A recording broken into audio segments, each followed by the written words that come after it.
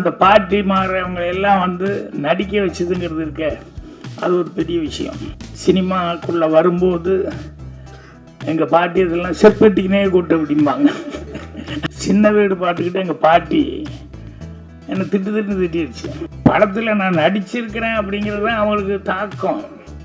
நான் தான் கதை எழுதுனேன், நான் தான் டைரக்ஷன் பண்ணிக்கிறேன் அப்படின்னு சொல்லி அது அவங்களுக்கு இதே கிடையாது.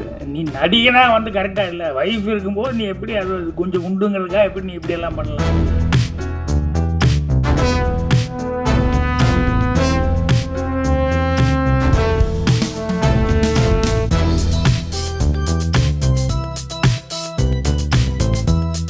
நான் சொல்லிக்கிட்டே இருப்பேன், இண்டிபெண்டா எடுக்கிற படங்கள் தான் மக்களோட பிரச்சனை பேசும். இண்டிபெண்டா பெரிய பட்ஜெட் படங்கள் வந்து கமர்ஷியலா இருக்கும், அது ஒரு டெம்ப்ளேட்டடா இருக்கும். இந்த மாதிரி சின்ன சின்ன படங்கள் தான் மக்களோட பிரச்சனைகளை, மக்களோட வாழ்வியலை, மக்களோட சந்தோஷத்தை, மக்களோட துக்கங்களை மக்களுக்கு அறிமுகப்படுத்துற படமா இருக்கும்.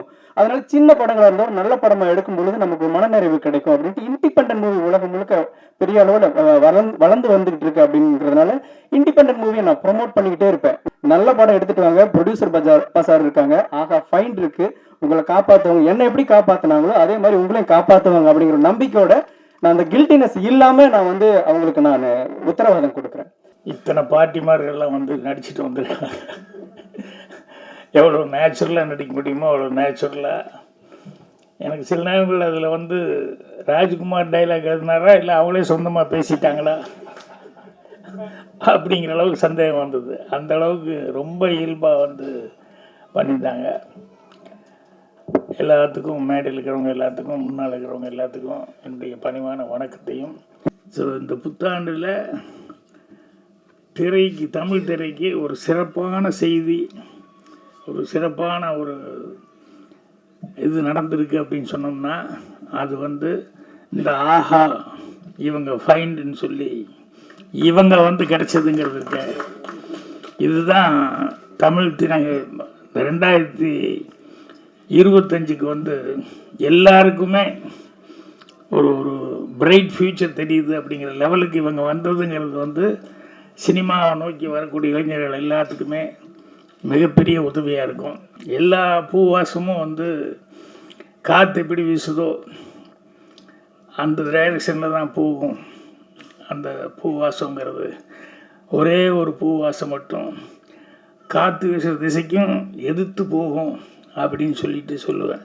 என்னென்னா அந்த பூ ஒரு மனிதனுடைய நட்பண்பு அப்படின்னு சொல்லிட்டு ராஜ்குமார் சார் சொன்னாப்புல. அவர் சொல்லும்போது சொன்னார், இந்த படத்தில் எனக்கு எப்படி மியூசிக் பண்ணுறது அப்படிங்கிறதே கொஞ்சம் கன்ஃபியூஷனாக இருக்குது அப்படின்னு சொல்லிட்டு. சில நேரங்கள் அப்படி வரும்.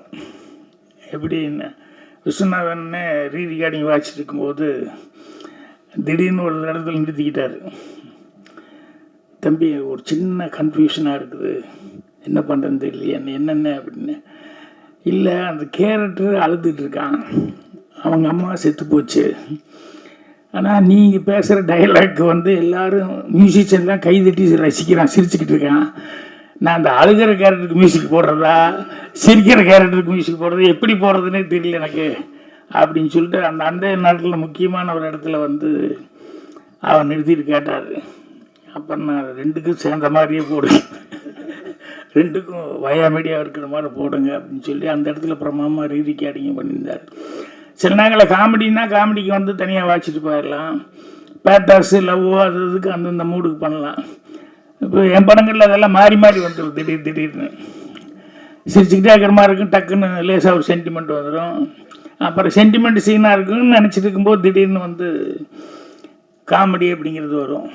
ஸோ ராஜ்குமார் வந்து இந்த படத்தில் வந்து பெஸ்ட்டு சமாச்சாரமாக என்ன அப்படின்னா, அவருடைய ரியல் லைஃப்லேயே என்னென்ன பட்டாரோ அதை பூரா சீனாக பண்ணிக்கிட்டாரு. அதில் அந்த பாட்டி மாறவங்க எல்லாம் வந்து நடிக்க வச்சதுங்கிறது இருக்க, அது ஒரு பெரிய விஷயம். அவங்கெல்லாம் வந்து ஏன்னா எனக்கெல்லாம் வந்து சினிமாக்குள்ளே வரும்போது எங்கள் பாட்டி இதெல்லாம் செப்பட்டிக்கினே கூட்டு அப்படிம்பாங்க.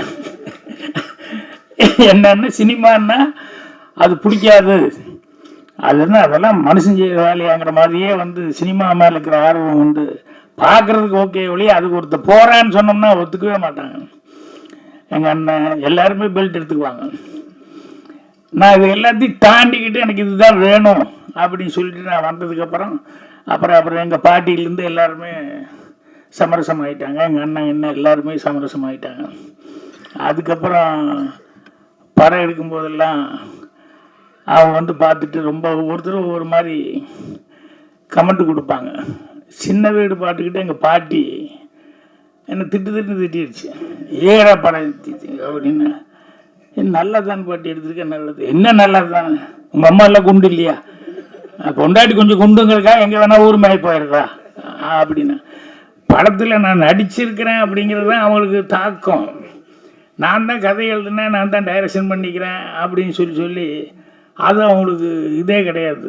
நீ நடிகனாக வந்து கரெக்டாக இல்லை, ஒய்ஃப் இருக்கும்போது நீ எப்படி அது கொஞ்சம் குண்டுங்களுக்கா எப்படி நீ இப்படியெல்லாம் பண்ணலாம் இப்படின்னா அவங்களுக்கு புரிய வைக்க முடியல என்னால். அதோடு நிறுத்திருந்தால் பரவாயில்ல, அடுத்த தடவை எடுக்கிறதுக்கு முன்னால் முதல்ல என்கிட்ட கதையை சொல்லு அப்படின்னு எங்கள் பாட்டி.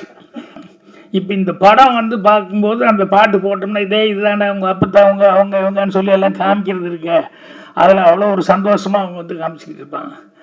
அந்த மாதிரி விளக்கு வச்ச நேரத்தில் பாட்டில் என் அசிஸ்டண்ட்டு பவானி அவங்க தாத்தா பாட்டி அந்த ஓப்பனிங் சீனுக்கு அந்த விளக்கு வச்ச நேரத்தில் பாட்டு கொடுக்குறதுக்கு முன்னால் அந்த சோறு விட்டுறதுக்கு அந்த ஒரிஜினல் தாத்தா பாட்டி இது பண்ணால் முதல்ல பாட்டியெல்லாம் ஓகேன்றுச்சு.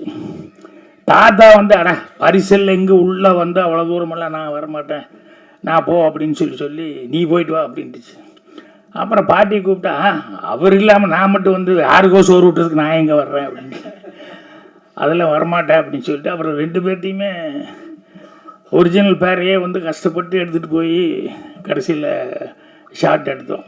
ராஜ்குமார் படத்தை பற்றி நான் பெருசாக ஒன்றும் சொல்லணுங்கிறது இல்லை. ஏன்னா படமே வந்து ரியலிஸ்டிக்காக இருக்குது. எல்லாரும் அங்கங்கே சிரிச்சுக்கிட்டு இருக்காங்க. பாட்டி கீட்டி எல்லாமே அவங்கவுங்க நடிக்கும்போது ஜனங்க ப்ரெஸ் ரியாக்ஷனே அந்த அளவுக்கு இருந்தது. ஸோ அதனால் நீங்கள் ஒரு இடம் மட்டும் நான் கொஞ்சம் ஃபீல் பண்ணிக்கிட்டேன். என்னென்னா இந்த ஜோசியத்தை பற்றி சொன்னீங்க இல்லையா, அது எல்லாருமே அப்படி தப்பான ஆட்கள் இல்லை. அதை வந்து நீங்கள் அந்த ப்ரொஃபஷனே அப்படின்னு சொல்லி எங்கா ஒரு இடத்துல பாயிண்ட் பண்ணியிருக்கலாம். ஏன்னா எல்லாத்தையும் நல்லது கெட்டதுங்கிறது இருக்குது. இப்போ இதெல்லாம் சாமி மாற கடைசி வரைக்கும் சர்ச்சைக்குரிய பிரச்சனை தான். ஜோசியங்கிறது சர்ச்சைக்குரிய பிரச்சனை தான். ஆனால் எனக்கு தெரிஞ்சு ஜோசியத்தில் வந்து அந்த கணக்கு மேத்ஸ் அப்படிங்கிறத வச்சுக்கிட்டு சில பேர் சொல்லுவாங்க. அந்த மேத்ஸ்ன்னு சொன்னது இவங்க எப்படி சொன்னாங்க அப்படின்னு சொன்னோம்னா எனக்கு ரொம்ப ஆச்சரியமாக இருக்கும். ஆனாலும் படத்தில் வந்து அந்த மெசேஜுங்கிறது வந்து கடைசியில் அந்த குழந்தைகள்லாம் பேசுகிற மெசேஜ் இருக்க, அது வந்து ரொம்ப கன்வின்சிங்கான மெசேஜாக இருந்தது. தப்பு பண்ணுறவங்க எல்லாருமே இதனால் எத்தனை பேர்த்துக்கு ஒரு இது அப்படின்னு சொல்லிட்டு